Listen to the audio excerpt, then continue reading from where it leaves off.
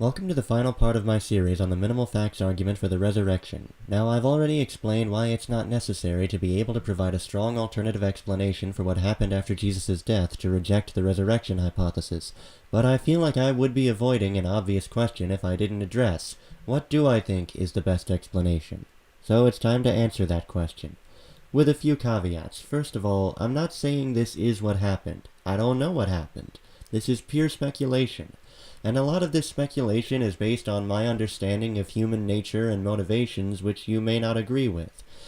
But I think it's a way better explanation than the resurrection being a real thing. So Jesus died.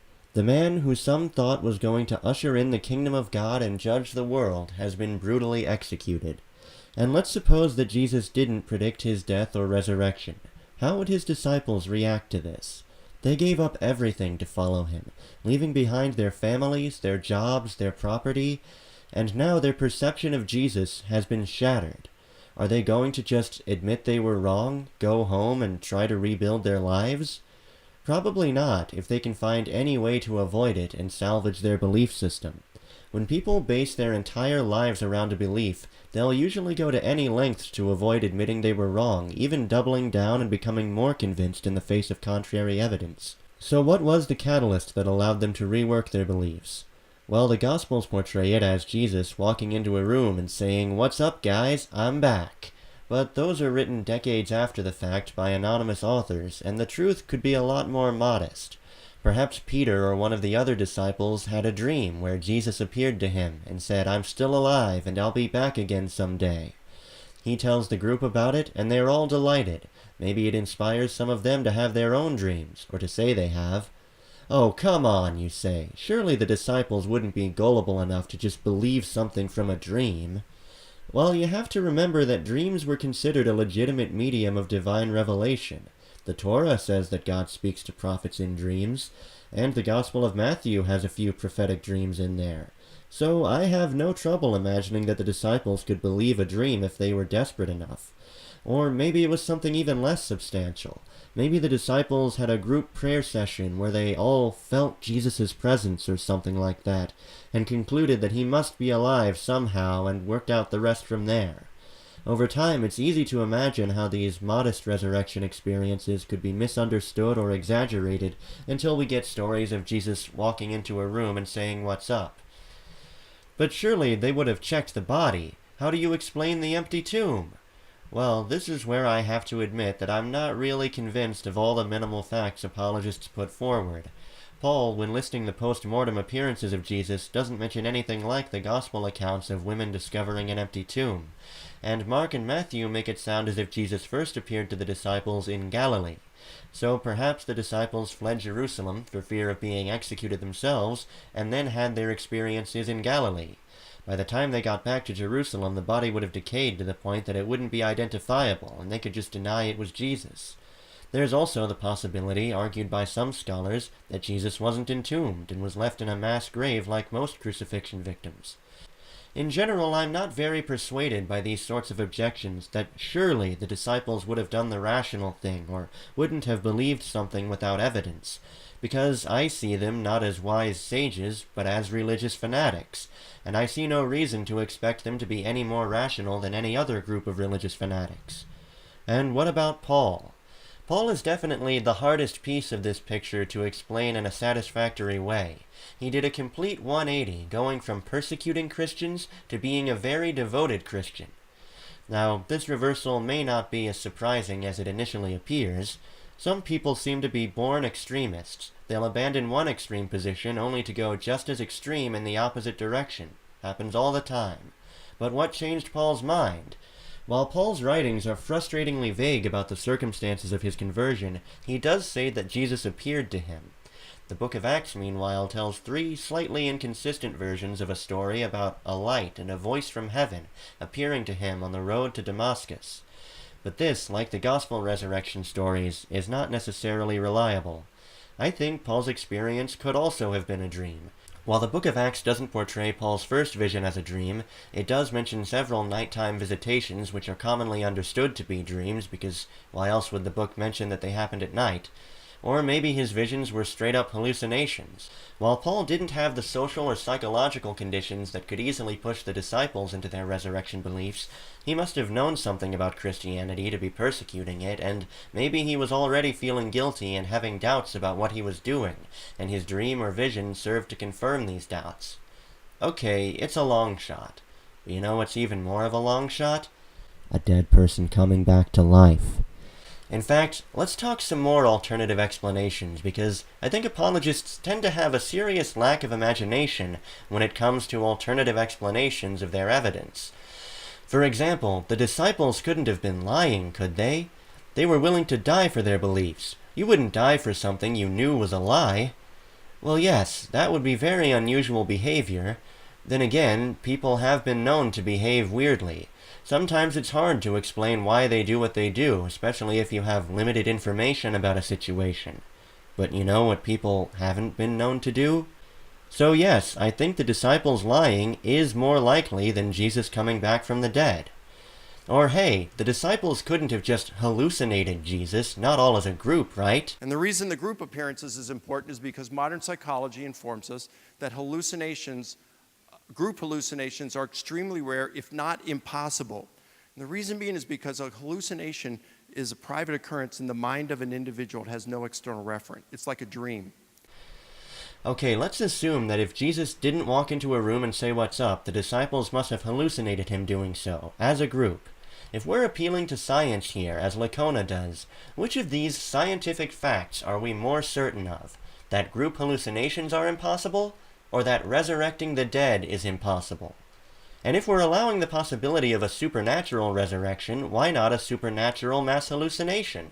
Maybe someone with psychic powers was messing with them. You see what I mean about a lack of imagination? If you're going to bring up something as far-fetched as dead people coming back to life, it seems like you could go a million equally absurd directions. But why would apologists concern themselves with that? They have their conclusion, their faith, and why would they go out of their way to consider how they could be wrong? So here's something I was surprised to discover in my research for this series. Did you know William Lane Craig is not an adherent of the minimal facts approach? That's what he says in his response to a fellow Christian evangelist, Lydia McGrew. He says, and I quote, "But what I would like to do is correct the very widespread misimpression that is simply exemplified in her blog, that I'm an adherent of the minimal facts approach. You'll never find in anything I've written or said any endorsement of the minimal facts approach or the use of that expression.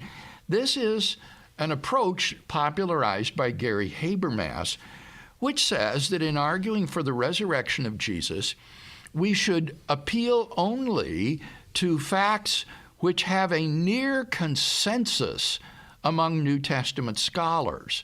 And otherwise, we don't appeal to these facts in arguing for Jesus' resurrection. Now, that is not the approach that I take to the resurrection of Jesus, as anyone who's familiar with my written work would know.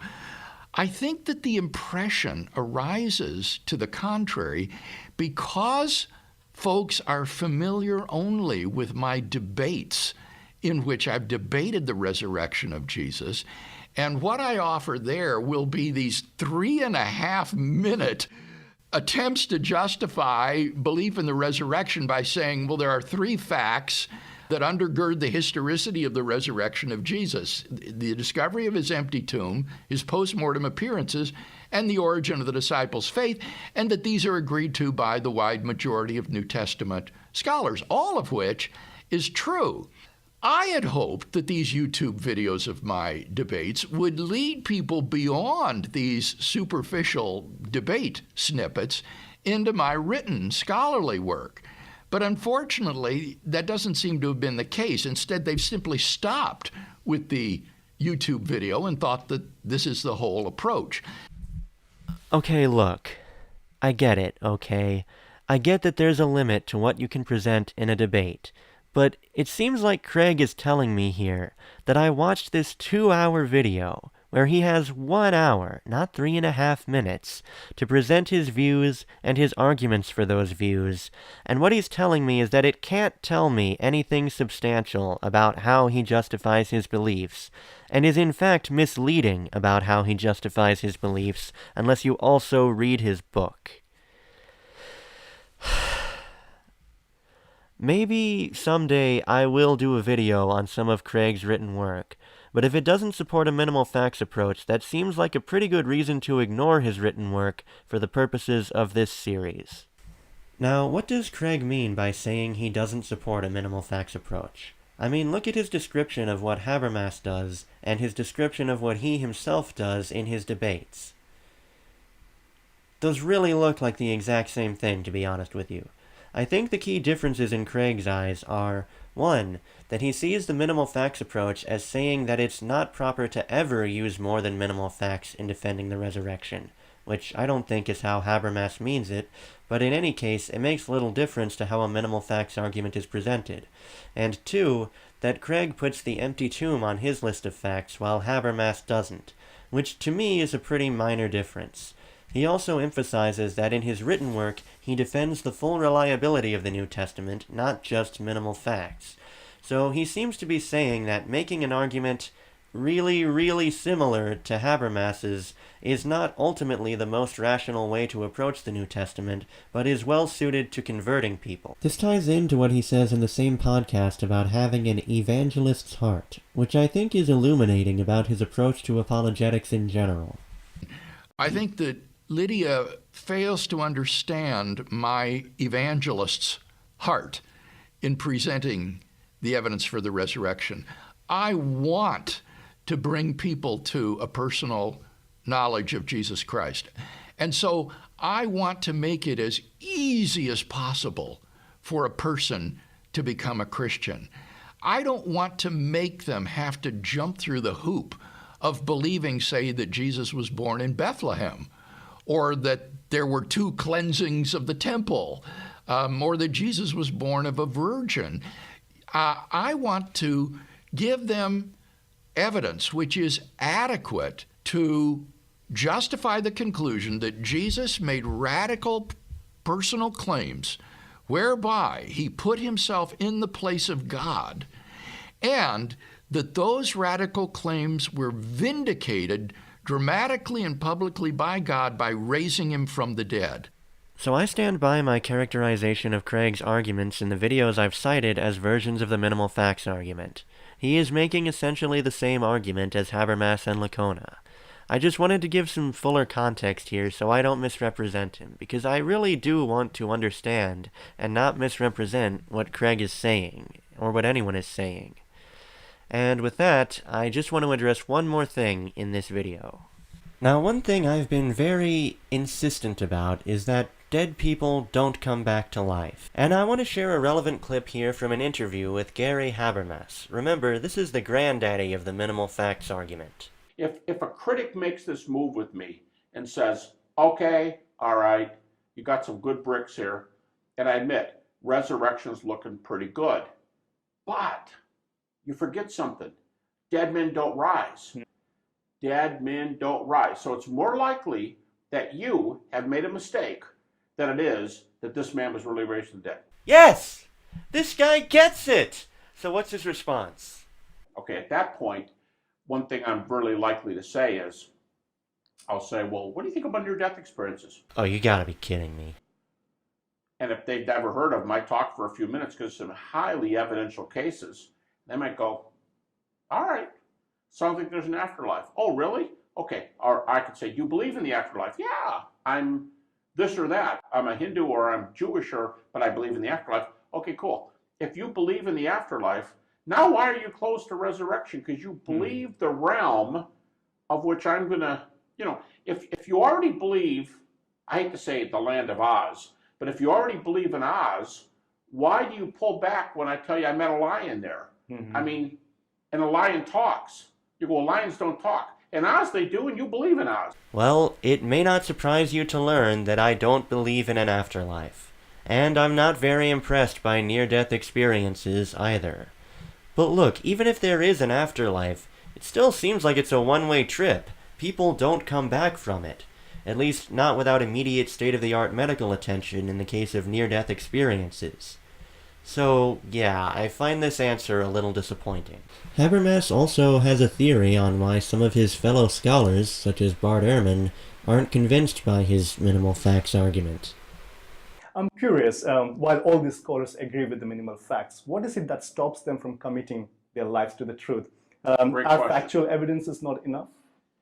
No, it's not. Mm-hmm. All of us as people, think about some of your hottest arguments, most heated arguments with your friends. Politics, morality, religion. Why don't you do this? Why do you do this? Why don't you vote like I vote? Why don't you go to the church I go to? Mm-hmm. And these are your best friends. So sometimes, over a lunch or something, things can get kind of hot, right? And what if I give you a bunch of arguments that you should switch to my ethical view on this subject, or you should become a Democrat or a Republican like me, or you're Hindu, and why shouldn't you be Christian? Mm-hmm. I'm giving you all these facts. That's just too simple. See, because you've got family background, my family was always Democrat, or my family was always Republican, my family was always Hindu. We've always believed that morality is like this, and that's why I live with my girlfriend, or whatever. And I'm trying to say, no, come on over here and support marriage with me.